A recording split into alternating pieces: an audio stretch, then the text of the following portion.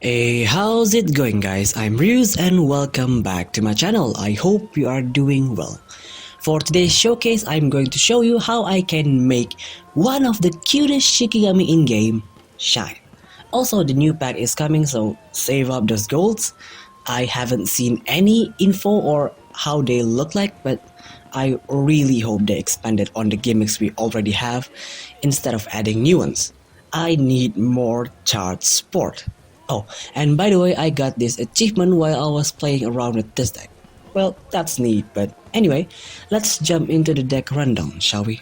I know I've made a Komatsumaru deck in the past, but this time I want to make her actually synergize with the deck rather than slapping her to a random luck deck. The main win condition of this deck is actually using Joruri's level 2 form, Twin. So what it does is that it will launch a direct hit attack every time you trigger her countdown. And the form also has the countdown reduce ability like Komatsumaru. So to make this deck work, of course we have to bring Yamausagi and Zashiki as our luck check engine. You can replace Zashiki with Jikikairu if you want to play a bit more aggressive, but for my build I'm going for an OTK build. We can continuously draw cards using Zashiki and Komatsumaru while we also buff their attacks with Yamausagi. As for Zashiki's ratio, if you don't like her level 3 form, you can take it out and put it another health and fortune to extend your combos. I only bring one because I don't feel like crafting another one. For Komatsumaru, I'm bringing her level 1 form as a one-off because after the buff, it's super easy to stack the stats and she gets really freaking big really fast. And after she gets like 7+ attack, you can switch to Forest Idols so you can attack with pretty much no risk because you can recycle the form. The Evolve is also a really nice touch as a finisher, but I think it's more of a flex option if you want to bring it. Here's the hand priority guide. You mainly want to focus getting Zashiki's level 1 form, and depending on the matchup, Bountiful Harvest is sometimes better than Child of Fortune. Because when we're fighting against aggro, you don't really want them to draw a card. And Curiosity as a first turn option is great because when you reach level 2, Komatsumaru will probably have at the very least 5 attack, and that's enough to run over Shigami. Then we switch to Forest Idol to keep her at full health. The twin form I would personally suggest to hold on until you get your luck check engine going. Nimble Leap and Revelation is to snipe Shikigami or clear the combat zone. Sand Blessing can double as either draw or buff depending on your luck check. And lastly, Serendipity is to extend your combo. As for the finisher, you got Cute is Justice and Joruri. If you set it up right, Joruri is pretty much instant kill. And that's about it for the deck rundown. I think this is one of the funnest deck I've made in a while, and it doesn't get boring because you have to adjust your strategy depending on your matchup. Now that's out of the way, let's move on with the replays. As usual, our standard task for the deck is how well they can deal with Nightfall decks. This time we're facing against the standard version of Nightfall. You guys already seen me fight the deck numbers of times. Our biggest threat is Kinara if she has Balanced Silence Hall. If not, we can just ignore her and focus on killing Ushinotoki or Kubinashi. Ideally, we want to get the first turn because we want to get that luck check count going. The more we land a 6, the easier our games will be.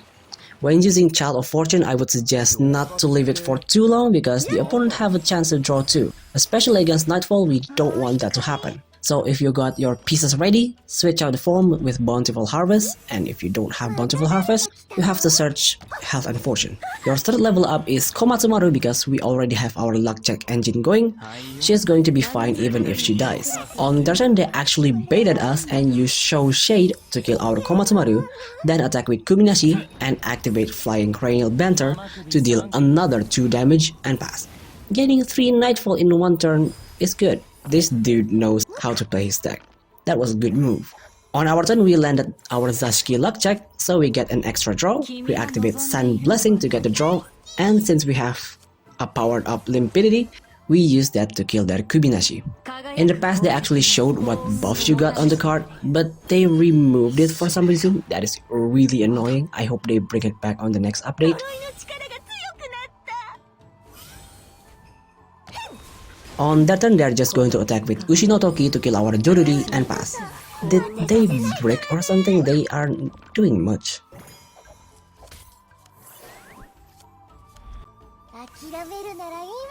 On our turn, we need to shut down their level 2 turns, so we kill their Ushinotoki with Komatsumaru, then activate Nimble Leap to kill their Kinara so that we don't get Horn Voiced, and we pass. On their turn, they're just going to attack with Sparrow and pass. How the hell did Nightfall deck break? They literally have the most balanced ratio out of all decks. On our turn, we evolve Yamausagi, and since we already have all the pieces we need, we switch Child of Fortune to Bountiful Harvest and pass.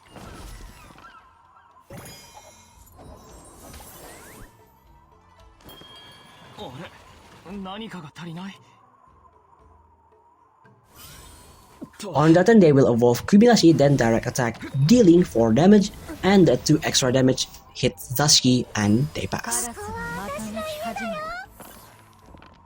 At the start of our turn, we landed Zashiki Luck Check and Yamausagi's.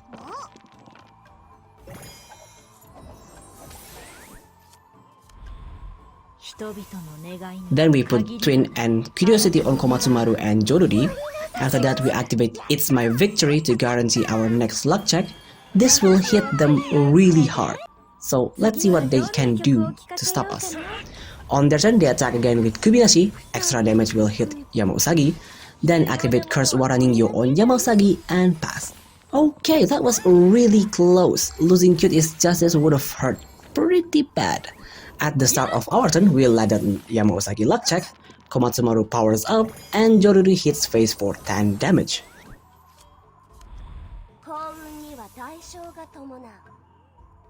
We activate Cute is Justice,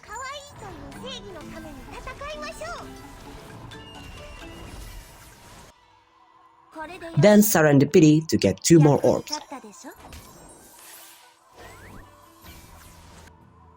We activate Nimble Leap targeting their Ushi, we landed the luck check, and Joruri attacks one more time.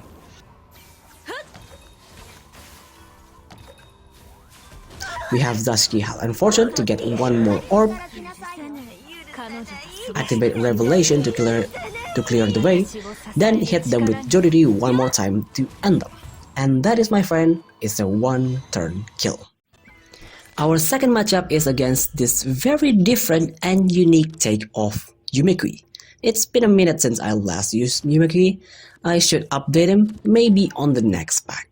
Both our decks play in late game, so we can take it nice and steady but still be careful because we don't want to get too much nightmares in our deck.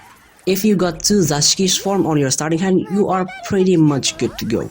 If you got Curiosity and 1 Luck Check Engine, you can level up Komatsumaru as your first level up. On their turn, they will just move no Kanji forward and pass. The most dangerous Shigami in their lineup is Tamamo no Mae, so we have to watch his moves. On our turn, oh yeah, throughout the match they keep spamming emotes, and I'm being a petty bastard, I take that personally. And I will do my best to kill them. We attack their no Kanji with Zashiki, then put Bountiful Harvest on her. For this matchup, I would not recommend putting Child of Fortune because if they got even 1 more extra card, we could have beef. On their turn, they activate Sleep Talking, then rhyme their no Kanji to summon Oryuki and pass. On our turn, we landed Luck Check and our Komatsumaru is getting bigger at a steady pace. We activate Sand Blessing on Joruri and use her to smash Oryuki and pass.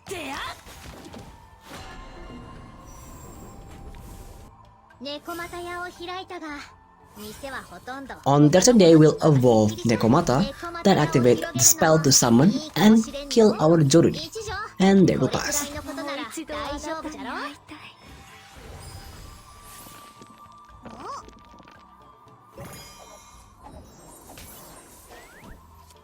Don't want to let the summon alive because they can get draws from that summon, so we attack with Komatsumaru, then put Forest Idol to recover her health and draw a card.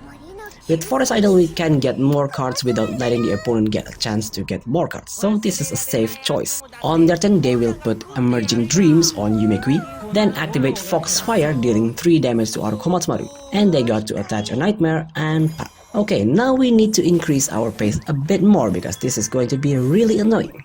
On our turn, we landed Luck Check so we can recycle Forest Idol.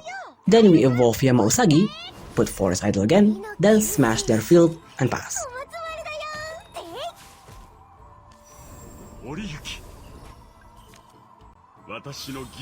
On their turn, they will evolve no Kanji, and since Nekomata is evolved, she will give her ingredient to any of your summons Then they will insta-kill our Komatsumaru with Soul Separation.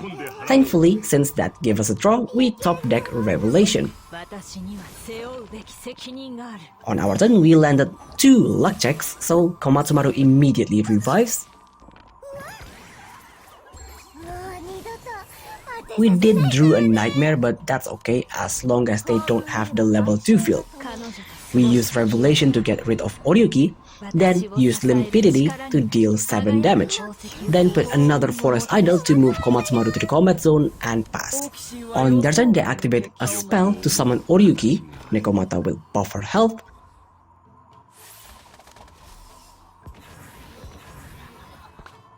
Then they will put another ingredient on her. They put Piercing, and because ingredient count as spell, they put 3 nightmares to our deck.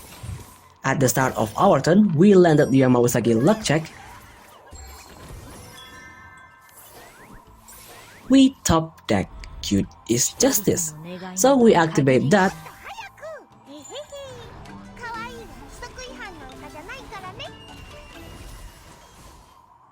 Put Force Idol again, activate Serendipity to get 2 orbs.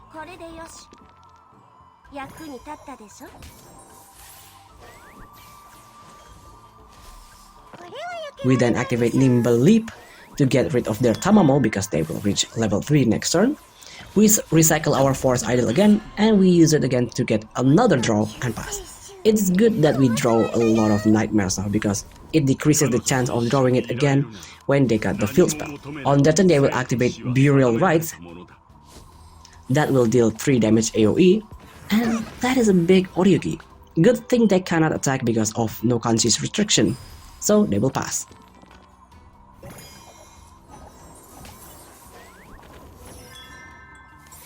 Well, time to wrap this up. This is the problem for the Yumekui deck. Yes, you can build a lot of nightmares, but it really comes down on whether or not you drew the level 2 field.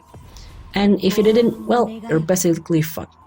Anyway, we activate Joruri to obliterate them and win the game.